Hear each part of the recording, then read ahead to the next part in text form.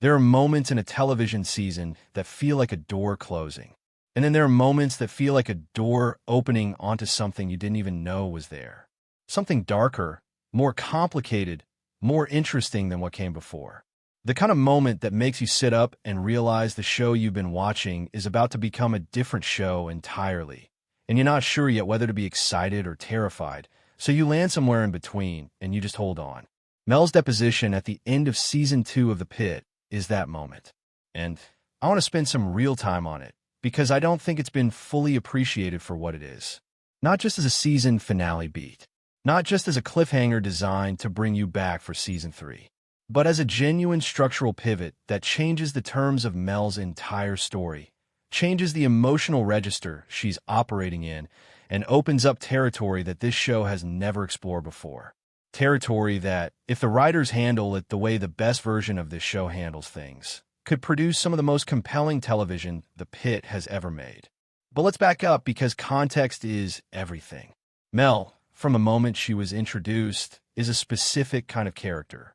She operates on instinct. She is good at her job in a way that people who are genuinely built for emergency medicine are good at their job, which means she thinks fast, she commits to decisions under pressure, and she doesn't spend a lot of time second-guessing herself in the moment, because second-guessing yourself in the moment gets people killed. That quality, that forward momentum, that almost physical inability to stop and hedge when the situation is urgent, it's what makes her effective in the ER. It's what makes her compelling to watch.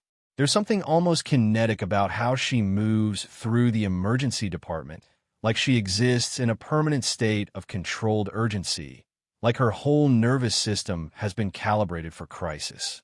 And that's wonderful in an emergency room. In an emergency room, that quality is a superpower. In a deposition room, that quality is a liability. That's the central tension of what Season 2 has set up, and it's a genuinely brilliant one. Because the deposition isn't just a news setting. It's an environment that is specifically and almost systematically hostile to everything that makes Mel who she is. Everything that has allowed her to thrive, the speed, the instinct, the commitment to action over deliberation, all of it becomes dangerous the moment she sits down across from a lawyer who is paid to be patient, paid to be precise, paid to find the exact word or the exact hesitation or the exact moment of clarity that could be turned against her. The ER runs on urgency. A deposition runs on patience. The ER rewards decisive action. A deposition punishes premature disclosure. The ER is a place where the goal is to save the person in front of you right now by any means available. A deposition is a place where every sentence you speak will be transcribed, reviewed, analyzed, potentially used against you in a legal proceeding that could end your career. These are not just different environments. They are opposing environments. They operate on opposing principles. And dropping Mel into one from the other isn't just a change of scenery. It's a personality stress test. It's a situation designed to find exactly where her strengths become weaknesses. Now let's talk about the specific case, because the details matter here, and they're doing a lot of work. The malpractice lawsuit stems from the pediatric measles case in Season 1. And if you remember that storyline at all, you remember how it landed. Because it wasn't a simple case. It was never simple. A child with measles in a modern American hospital already carries a particular weight. A weight that goes beyond the immediate medical situation into questions about public health, about preventable disease, about what happens when cultural or ideological choices about vaccines collide with the brutal physical reality of what vaccine-preventable illnesses actually do to small bodies. The show didn't flinch from any of that in Season 1. It let the complexity be complex. It let the anger be present in the room without resolving it too neatly. And now that complexity has taken legal form. Now there's a lawsuit. And the lawsuit is pulling Mel in specifically, which tells us something. It tells us that her involvement in that case, the decisions she made, the way she handled the situation, is under scrutiny. That someone, whether it's the family, whether it's an institution protecting itself, whether the legal system doing what legal systems do, has decided that there are questions about what happened that require formal answers under oath. Under oath. Those two words should send a chill through anyone who's been watching this show and paying attention to how Mel operates. Because Mel under oath is not the same as Mel in the ER. In the ER, she can course correct in real time. She can make a call and then immediately adjust if the call was wrong. She can be wrong at 7:15 and right by 7:17, and it's all part of the same fluid process of emergency care. Under oath, there is no course correcting.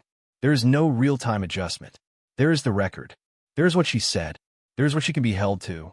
The finality of that, the absolute permanence of deposition testimony, is something Mel's psychology is genuinely not built to handle gracefully. And I think that's the point. I think the show knows exactly what it's doing. Let me talk about the contrast between the physical spaces for a moment. Because The Pitt is an extremely visually intelligent show, and I don't think we should assume this contrast is accidental or purely functional. The emergency room is a place of constant motion. People move through it. Gurneys move through it. The camera moves through it. There's always something happening in the background of whatever is happening in the foreground. The ER breathes. It has a rhythm, chaotic but real, and after 2 seasons with these characters, you feel that rhythm in your body while you're watching.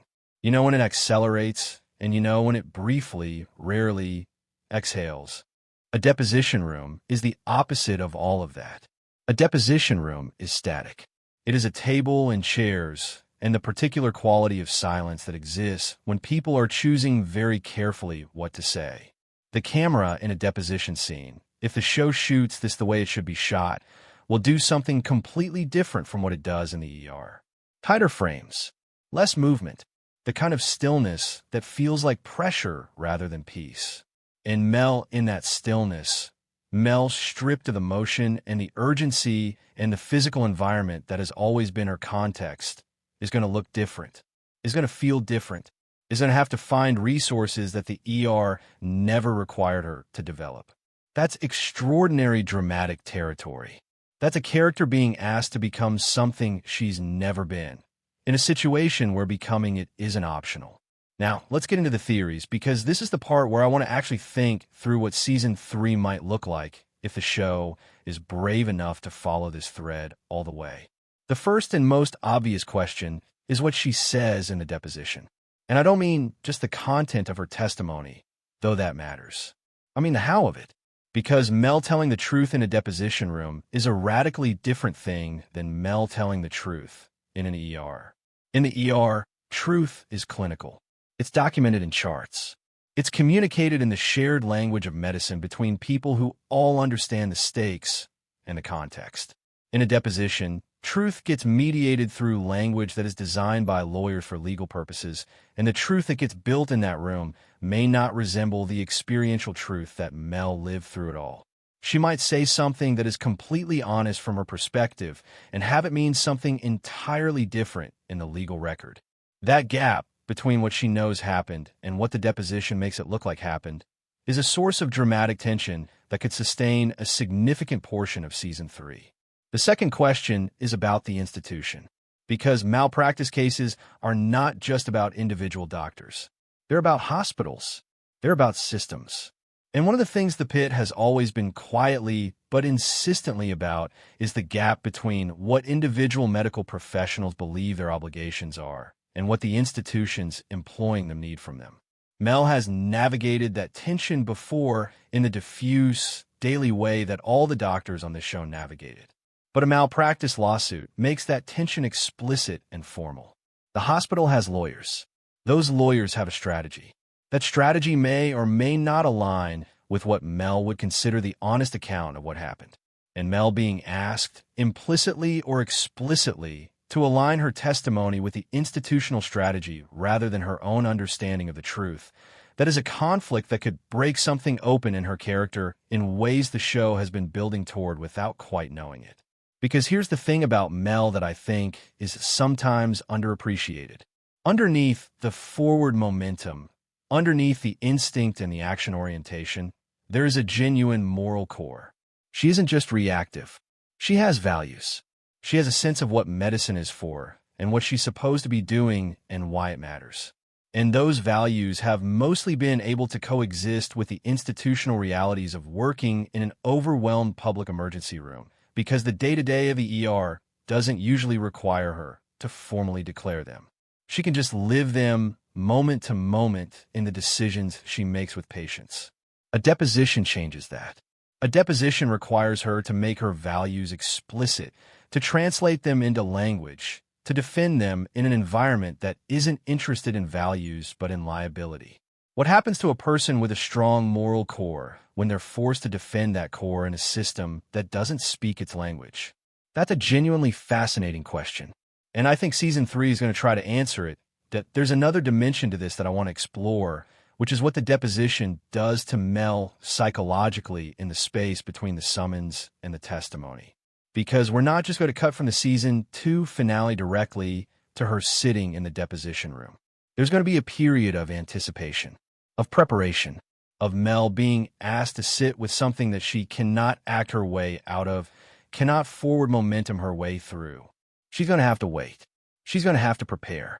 She's going to have to work with lawyers and think through every decision she made in that pediatric measles case and articulate in language that will stand up to scrutiny why she did what she did. That preparation process, that forced retrospection, that's actually potentially the most interesting part of the whole arc.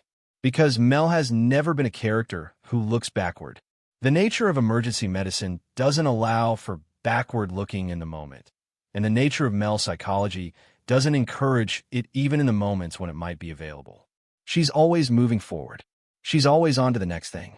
And now something has reached back from the past and grabbed her by the collar and said, "No, you have to look at this. You have to account for this. You cannot move past this until you have sat still with it." The psychological impact of that forced reckoning on a person constitutionally built to avoid it is something that could reshape how Mel operates in the ER too. Because she's not going to be able to partition these two things perfectly. The deposition isn't going to stay in the deposition room. It's going to follow her down the hallway. It's going to be present when she's with a pediatric patient, when she's making a fast call, when she's committing to a decision in the way that she always commits completely and without visible hesitation. Except now, there will be a voice somewhere in the back of her mind saying, "How will this look in a deposition? How will this decision sound when I'm asked to justify it under oath?" And that voice, once it's in there, doesn't leave. That's not paranoia. That's the specific cognitive load of operating in a profession where your decisions can be legally scrutinized after the fact. Doctors live with that. But Mel has never had to feel it as vividly as she's about to. And I think feeling it that vividly could make her either better or worse at her job.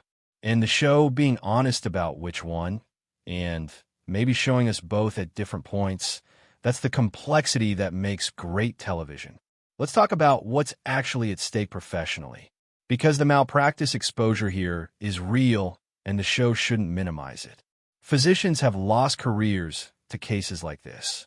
Not always because they did anything wrong, but because the legal process itself is damaging, because the scrutiny is public, because institutions protect themselves first and their people second.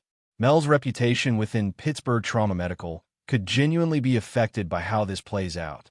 The way her colleagues look at her, the way the administration relates to her, the confidence she carries when she walks into a trauma bay, all of it could be in play. And the show examining how a legal process, independent of its outcome, changes the social and professional reality for someone inside an institution. That's really interesting material.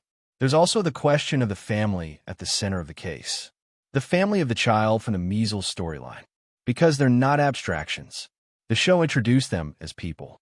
Whatever their choices about vaccination, whatever the legal framing of the lawsuit, they're a family that lost something, or nearly lost something, or watched their child suffer something, and that experience is as real as anything on this show. Mel being confronted with that family again, in the context of a legal proceeding, having to face what the experience was from their side, that is an emotionally enormous thing. Because Mel can frame her decisions as correct medical judgment all she wants, and maybe they were, but the family doesn't experience her decisions as medical judgment. They experience them as what happened to their child. And a deposition forces everyone in the room to sit in that gap between the clinical and the human without being able to resolve it quickly. I want to throw out a theory that I find genuinely compelling. which is that Season 3 uses this arc to fundamentally change Mel's relationship to uncertainty. Because right now, Mel's thing is confidence. Her clinical confidence is part of what makes her work. But genuine confidence in medicine isn't the absence of uncertainty. It's the ability to act decisively in the presence of uncertainty, which is actually a different skill. And I think the deposition process might strip away some of the performed confidence and leave her with something more honest, which is the actual uncertainty she's always been operating through, but has never had to name. And discovering that the uncertainty was always there, that she's been working inside it all along without acknowledging it. That could be either destabilizing or liberating, depending on how she metabolizes it. If the show goes to the destabilizing place first, we get something really interesting in her ER work in the early part of Season 3. Small hesitations that weren't there before. A fractional extra second before committing to a decision. The kind of thing her colleagues might not even consciously notice, but that the audience will feel because we know where it's coming from. And then, over the course of the season, the question becomes whether she finds her way back to functional confidence, which would be a growth arc, or whether the hesitation becomes permanent, which would be a tragedy arc, or whether she finds something better than either, a kind of honest confidence that incorporates the uncertainty instead of overriding it. That third option is the hardest to write and the most meaningful if the writers are up for it. The show has also, and I think this is deliberate, set up the deposition storyline in a way that isolates Mel somewhat from her usual support structures. Because the legal context creates a particular kind of isolation. She can't fully debrief with her colleagues the way she normally might process a difficult situation, because anything she says could theoretically affect the case. She can't be fully transparent with the hospital administration because the hospital's interests and her personal interests may diverge. She's in a version of solitary professional confinement. And for a character who functions as part of a team, who draws energy from the collaborative chaos of the emergency department, that isolation is its own form of pressure. Who does she turn to? Where does she go when she can't talk about the thing that's consuming her? That question about where Mel finds support when the usual channels are closed tells us a lot about who she is outside the ER and could open up relationships that the show has kept peripheral so far. Sometimes the structural limitations of a plot development are where character work happens, in the spaces that the plot creates by taking other things away. I think Season 3 is going to be the most psychologically complex season Mel has ever had. I think the deposition arc is going to force the show to slow down with her in a way that the ER environment by design prevents. The ER keeps everyone moving. It's almost impossible for this show to do sustained, still, interior character work in the emergency department because the emergency department doesn't allow stillness. But the legal world demands stillness. It demands interiority. It demands a character who is usually defined by what she does to be defined for a while, by what she says, and what she thinks, and what she's willing to admit about herself. And that contrast between the doing version of Mel and the saying version of Mel, between the person who acts and the person who has to account for her actions, that's the transformation that the Season 2 finale has set up. Not a transformation into someone unrecognizable. Not a retcon of who she's been, but a deepening, a complication, a version of Mel who has been tested in a completely new dimension and who comes out of it knowing things about herself that 2 seasons in an emergency room never required her to learn. That's good television. That's the kind of story that makes you glad you stayed with a show past the obvious entry points, that rewards the investment you've been making, that uses the foundation it's been building for something genuinely ambitious. The deposition room is not the ER. But what happens in that deposition room is going to change everything about what happens in the ER. Season 3 cannot get here fast enough.